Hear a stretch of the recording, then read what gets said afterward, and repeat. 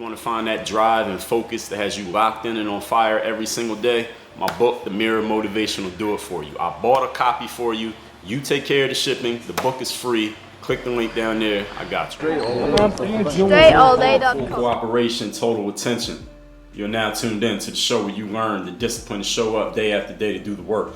Let me stop saying learn, because you already have discipline. It's just a matter of bringing it out and utilizing it properly. Where you utilize discipline to show up day after day to do the work. The confidence to put yourself out there boldly and authentically, and the mental toughness to continue showing up, doing the work, putting yourself out there, even when the success you've expected to achieve is yet to be achieved. And on top of all this, you get a huge dose of personal initiative, the go-getter energy that moves you to make things happen instead of waiting for things to happen. Putting all this together, you get the mindset, the method, the podcast, the philosophy, the book called Work on Your Game. My name is Dre Baldwin, also known as Dre All Day. Congratulate yourself on being here. Today's topic, why it's worth the cost when you can afford it, and you actually can always afford it, to pay for the best.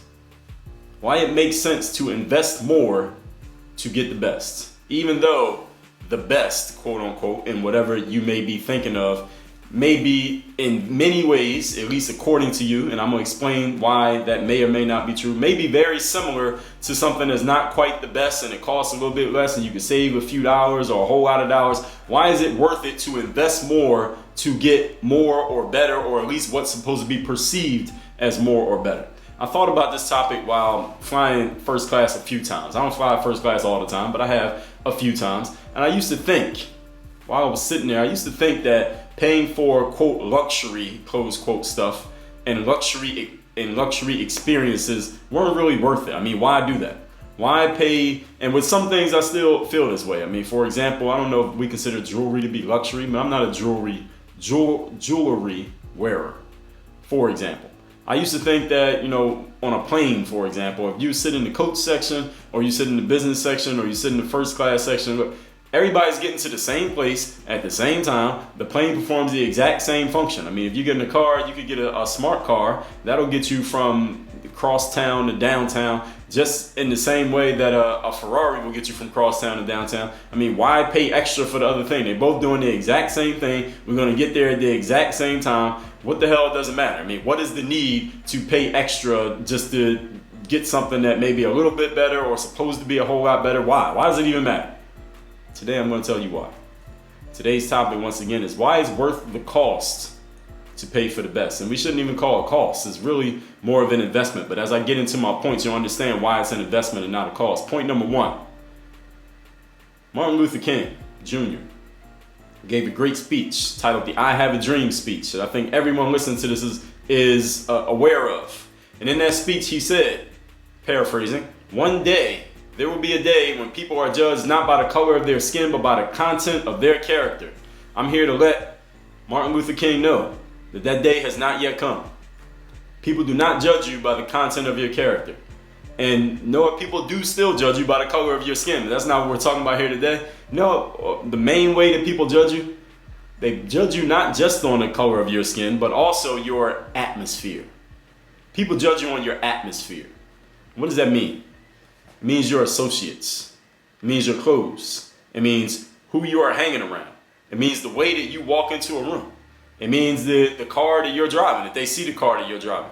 It means everything around you, all of your energies, all of your presentation, your posture. And when I say posture, I mean your actual physical posture, how you're standing or sitting, and also just your posture, meaning your energy, the way that you're presenting yourself, the way that you appear to feel about yourself based on the way that you're carrying yourself. This is called your posture. So that's what I mean by atmosphere. That's how people judge you. I just looked up the definition of atmosphere on the definition of atmosphere according to Google's dictionary. Let me see if I can get it better. Here it is. The pervading tone or mood of a place, situation, or work of art. Let me say that once more. And you need to make sure you're listening closely to this definition, because this is how people judge you. All right, this is how you judge people, because we all judge. You judge other people based on this, and other people are judging you based on this. Let me say it one more time. The pervading tone or mood of a place, person, situation, or work of art. In the example sentence they give, it says, the hotel is famous for its friendly, welcoming atmosphere.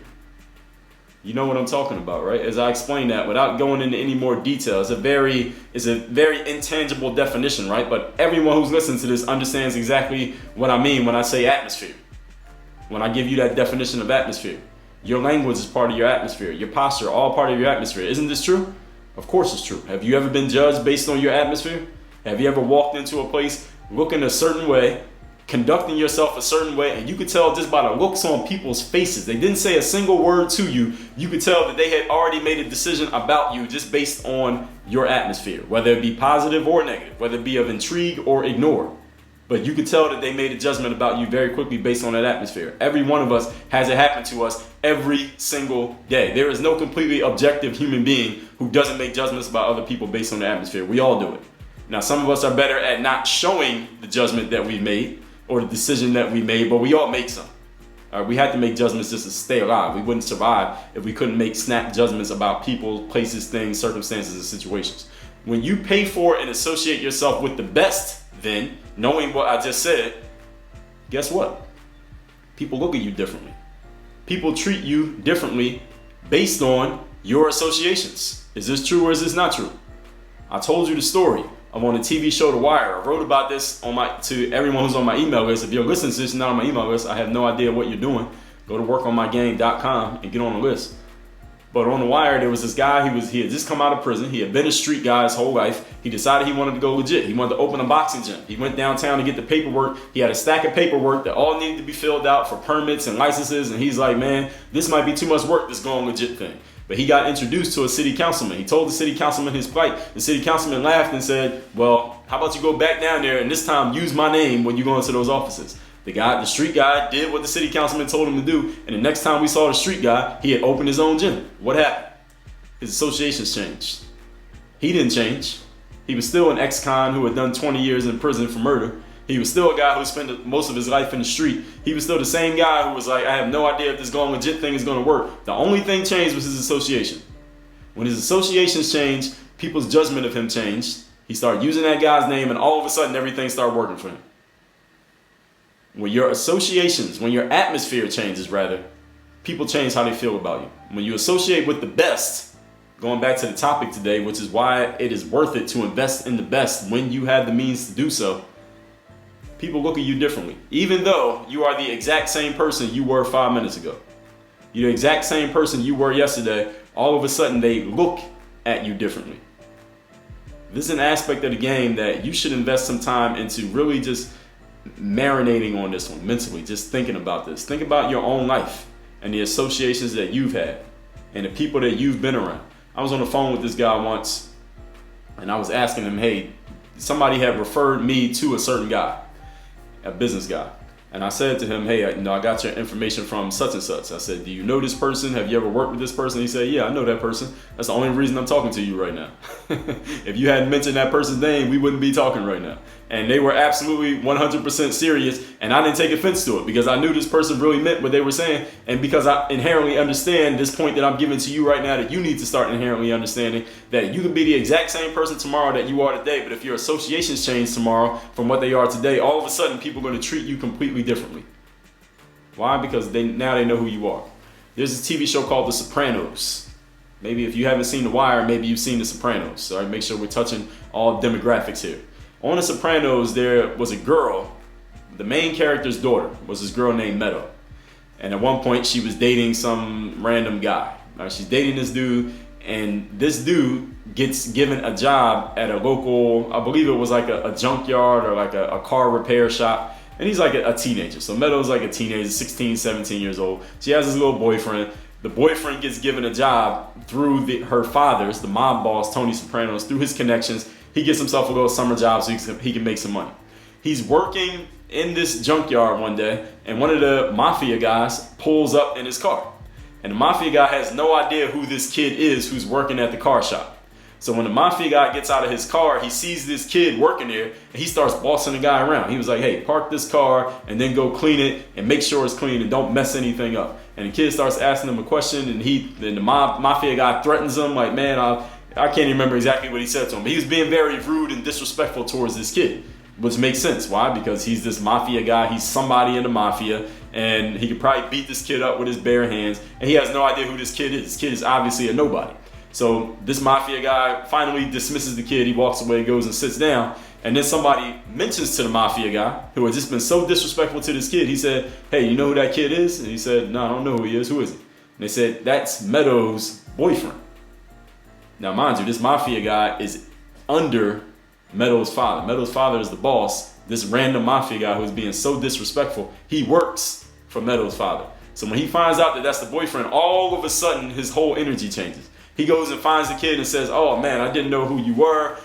He didn't so much apologize to him, but he just started treating him really nicely. He said, "Man, why are you out there working in the sun? Come sit down with us, come hang with us." The kid became one of us, so to speak, just because of his association.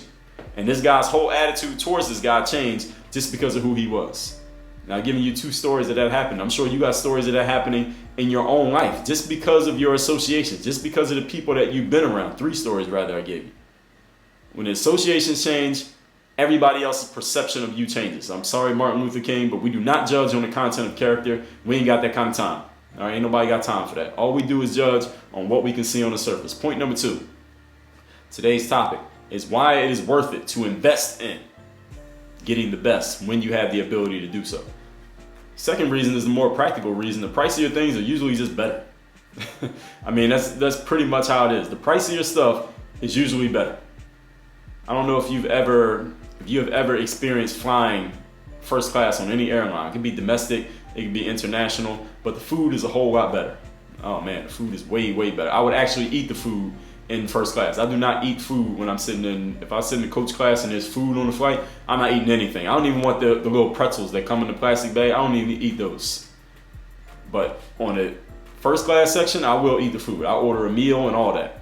All right, they come and give you a drink before the flight takes off. The drink is in an actual glass. It's not like that plastic with the lid that you got to rip off. The aluminum lid that you got to rip. It's not like that. It's actual real glassware. Like they give you actual plates and actual silverware, not a plastic fork wrapped in a little plastic with the napkin. No, they give you actual real stuff, like out of somebody's house when you're sitting there. It's better. It's just a better experience.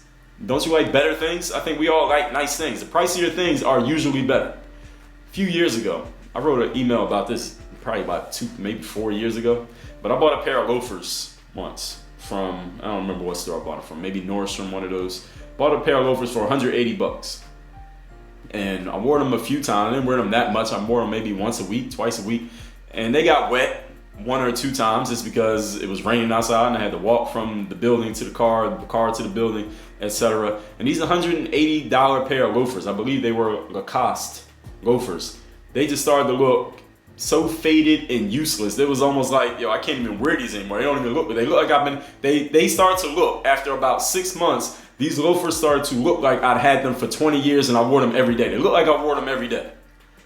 Now, if you've ever seen me, whether you've seen me online, you're watching me on YouTube right now, you see me on Instagram stories, you met me in person, you know that I'm not a guy who, I don't dress in the type of way that needs loafers every single day. All right, I dress in a way that needs some Jordans or some slides every day. So these loafers, I was wearing them like once a week. And they looked so beat up as if I had been walking around in them for 8 hours a day for 10 years. That's how bad they look. And they cost $180. So luckily, I knew someone, associations. My girlfriend Anna knew that you could return them to a store. So we tried to return them and the place wouldn't take them. We went to a certain, I believe this was Nordstrom. I believe it was Nordstrom, might have been Bloomingdale's, can't remember. But one of these department stores. We tried to return them and the salesperson, the manager even came over. They were like, we can't take them because they're too worn. They're too beat up. We can't take them. And Anna tried to argue with the person and they still wouldn't take them. She's like, cool, no problem. We left, we went to a different one and tried to return them and they took them with no problem. Associations. I would not have done that. I probably would have been like, all right, fuck it.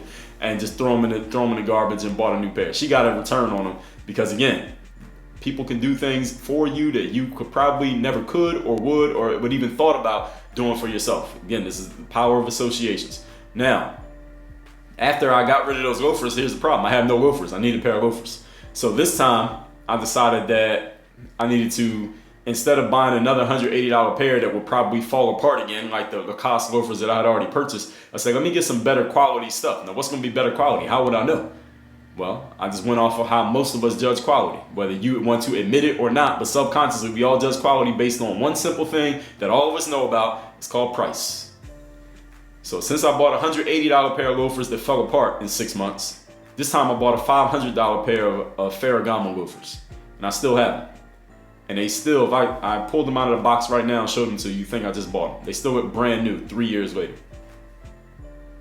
Now, I'm not telling you that to impress you. I'm telling you that to impress upon you. The better stuff is usually the stuff that costs more. I used to for years. I've been vegan since 2015. I was vegetarian for about a year in 2013 until I ate so much of the same food. And this is before I started dealing with meal delivery services. But I ate so much of the same food that I just couldn't be vegetarian anymore. So now I became a whateverian, just eating whatever I wanted. And then I became a vegan in 2015. And for all that time, up until 2015, even during my vegetarian period, I always avoided shopping at Whole Foods. And the reason I avoided shopping at Whole Foods is because I always looked at their produce and the stuff that they sold. I'm like, wait a minute, this stuff, this apple, these bananas, these oranges look exactly the same as the ones at Publix, which is the local grocery store down here in South Florida, but they cost more. Why did this stuff cost more? Or overall, just the shopping experience at Whole Foods was going to cost me a whole lot more money than the shopping experience at Publix. Why would I spend more money on it? That makes no sense. It's the exact same food. I'm shopping at Publix. I can save me a couple of dollars. It makes no sense to shop at Whole Foods. And the saying, at least in our culture, I don't know where this came from, but people used to say Whole Foods, whole paycheck, or Whole Foods, half a paycheck, something like that, as a way to, I think, subconsciously justify their not shopping at Whole Foods. But then, here's what happened. I started utilizing, or eating, let's say, I wasn't utilizing it, but eating their organic produce. I educated myself first. I think I started reading about organic and what made it different and better than conventional produce, but then I just decided to try it. Let me go a week or a few days eating only organic produce, such as spinach, like the spinach, apples, things like that. And after eating it for about a week, then I went and tried the Publix version, the local grocery store, the non-Whole Foods version of apples, and the apple tasted like plastic. The outside of the apple tasted like plastic and it was chewy like plastic. I'm like, what the hell is this? This is very different from the organic apple. And the spinach, you could taste the dirt in the spinach when you buy it from a non-Whole Foods place because it's not triple washed, as they say, with the organic spinach. I don't know how they triple wash spinach. I have no idea, but you can taste that it's cleaner. If you try both, do it in a taste test, you will see this. If you tried it for a week, you will see this. And Whole Foods is not an endorser or a sponsor of this podcast. I'm just telling you off of my personal experience. So after I went through that experience, I realized, I gotta start buying the organic stuff. I was at Whole Foods about 3 weeks ago from when I'm recording this, and I was buying some bananas. And I like to buy organic bananas. And there was this girl on the other side of the banana aisle, and they had organic on one side and the conventional bananas on the other side. And I'm going through the organic ones trying to find some good looking bananas that I can put in my cart and buy. And this girl sees me searching and looking because she had been over there looking too, but I guess she didn't see anything she liked. So she went to the conventional side and she starts grabbing those and she calls out to me, or just says to me across the aisle, hey, the ones over here actually look better than the ones over there. So she was trying to help me out and give me some advice. And I said to her, yeah, I know, but I need organic bananas. And she said, well, I heard that any kind of produce that has a cover, like an orange or bananas that have that cover on it, that the organic versus conventional isn't that big of a difference. And I said, I've heard the exact same thing, but I'm kind of an organic produce snob, so I have to buy organic bananas, even though they are quote unquote not that much different. They're different to me because I can taste the difference between a conventional and organic banana. That's how much of a snob I've become, even though I used to never even buy organic produce. I'm telling you all that to tell you this. The price of your stuff is usually just better. That's why it costs more. All right, there's a reason why it costs more. There are some things, people, places out there that will charge more, even though the experience is not better or the product or service is not better than the cheaper thing, but not too many. And it usually doesn't last long because the word gets out. When it's pricier and it's been pricier for a long time, there's a reason. Usually it's because it's better. And I realized that as I read and educated myself that the organic stuff was better for my body and health in the long term. And being an athlete, that mattered a whole lot. And And the other thing is this, on the sales side, those of you who sell things, you have a higher perceived value when what you're selling costs $100 compared to the thing that costs $10. That's just what it is. If you want people to perceive you as worth more, then you need to be worth more. You need to start charging more. This is the way that it works. I did a whole episode on this. I believe it was episode number 1102, raising your prices. And it's more of a psychological and emotional thing that people need to understand than it is, hey, change the price from $8 to $18. I think you know how to count. You know how to write numbers. It's more of a psychological, emotional thing that people need to get. Point number 3.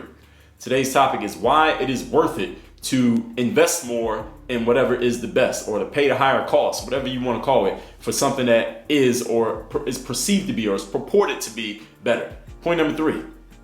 What you are unwilling to give, you are unqualified to receive. This is a big one right here. This is about investing in yourself. This is about the law of attraction. People ask me about that often. And this is about price. This is about money. This is about how you see yourself and how you see things and how you want people to see you. What you are unwilling to invest in, you are unqualified to receive. If you don't invest in your body, for example, you probably would have a hard time selling your services as a personal trainer because you wouldn't look like somebody who could help somebody get in shape. You see how all that works? You see how I just connected atmosphere with investment with sales? You see how all those are connected? If you haven't invested in your own self-education, I'm not talking about school, I'm talking about your own education outside of school, after school, why would anyone invest time and energy into your expertise? Well, they wouldn't, because you don't have any expertise because you haven't invested in your education. Would you even have any expertise to share? Probably not. When you're a person who invests in the best things available to you when you have the means to do so, your expectations change. Isn't that something? And see, when your expectations change, your results change. See, the person who is willing to invest more money to buy that, let's say a $300 first class ticket as opposed to a $140 coach class ticket, they have different expectations. They expect to be offered a drink before the flight takes off. They expect it to be offered softer pillows. They expect to have a more comfortable seat. They expect to have a hot meal that is well prepared and dishes on actual dishes, plates and silverware that is clean, and they expect to be offered a drink before the flight lands. They expect all of that. And you know what? They get it. Why? Because they paid for it. Because they invested in it. And whom they invested to, that airline, is more than happy to give it to them because they're getting more. They know that these are the people who have paid more money. These are the people who see this as worth more and they're willing to give them more.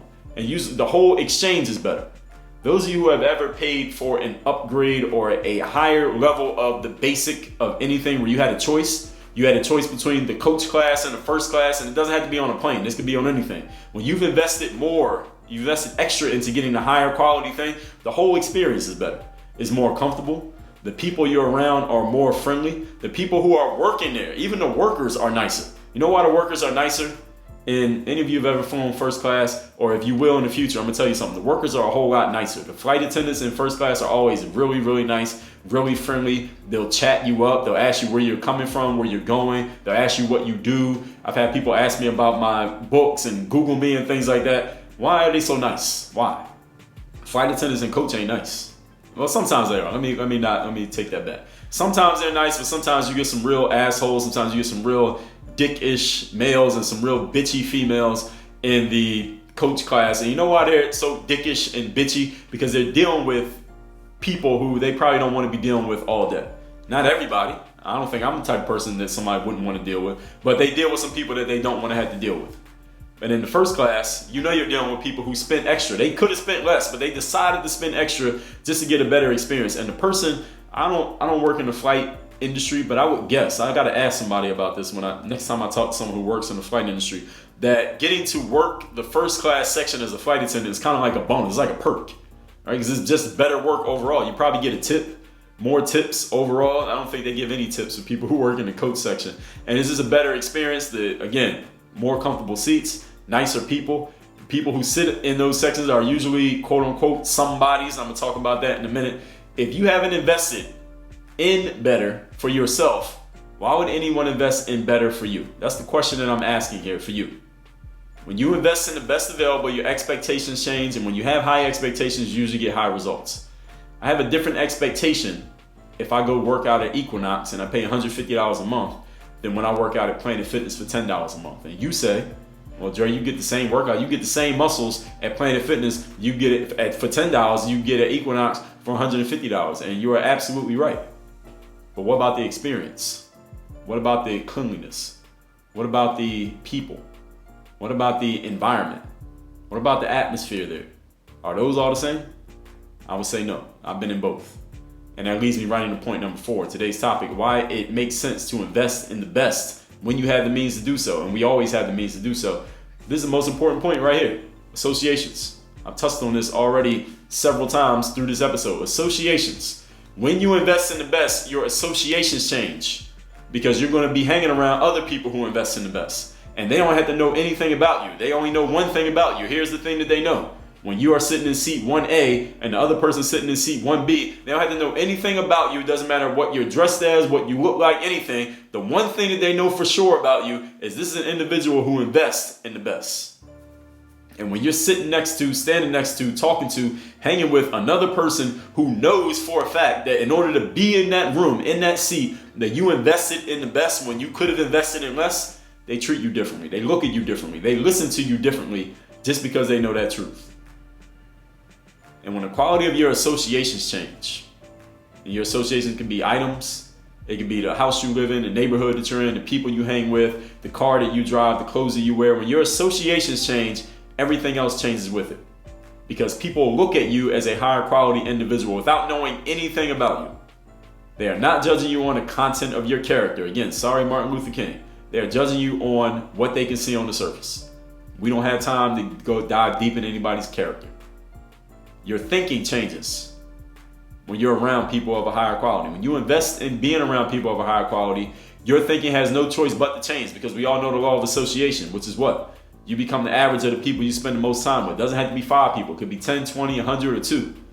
When you're associating with people who invest in the best, even if you only did it that one time, if you keep doing it, your associations are going to be people who invest in the best. And when you're around them, they think differently than the people who don't.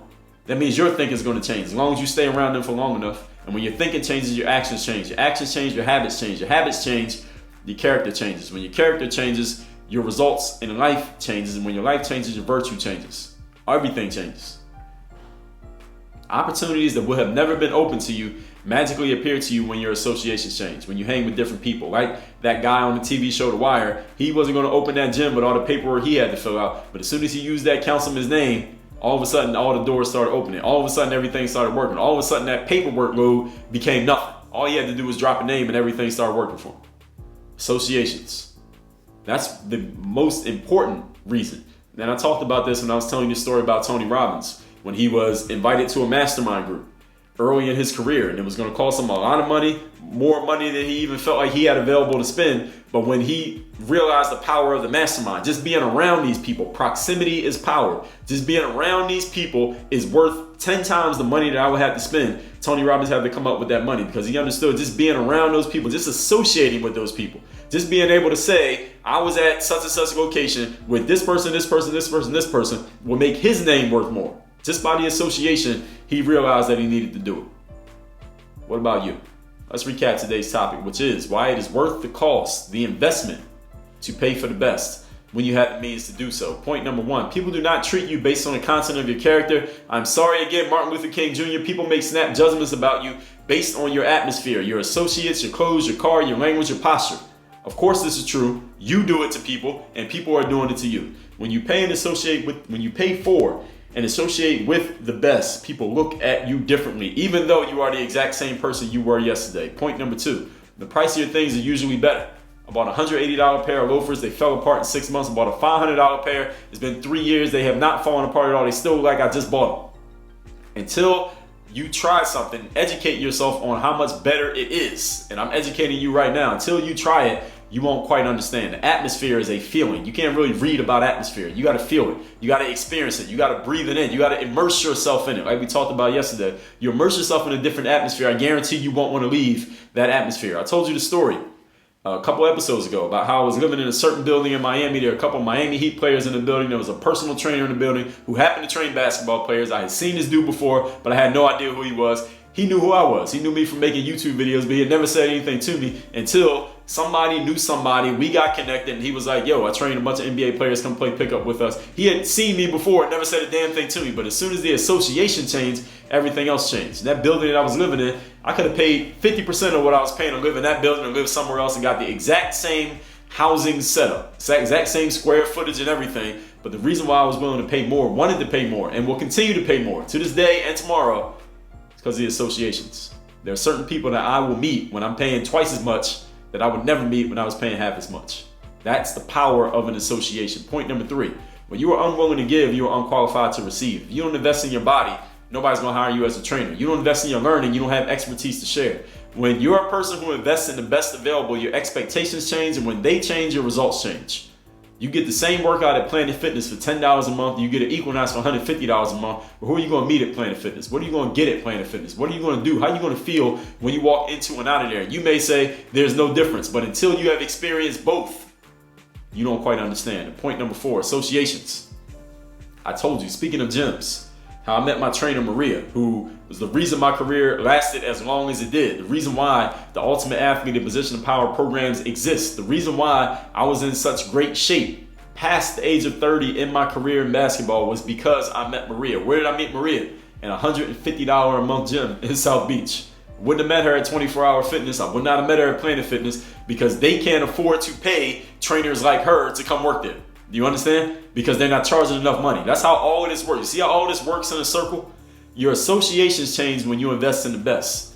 When the quality of your associations go up, everything else changes with it. You are looked at as higher quality. You are perceived as a higher quality individual. You are taken more seriously by the higher quality individuals, even though nothing about you has changed except you just paid more money. That's it.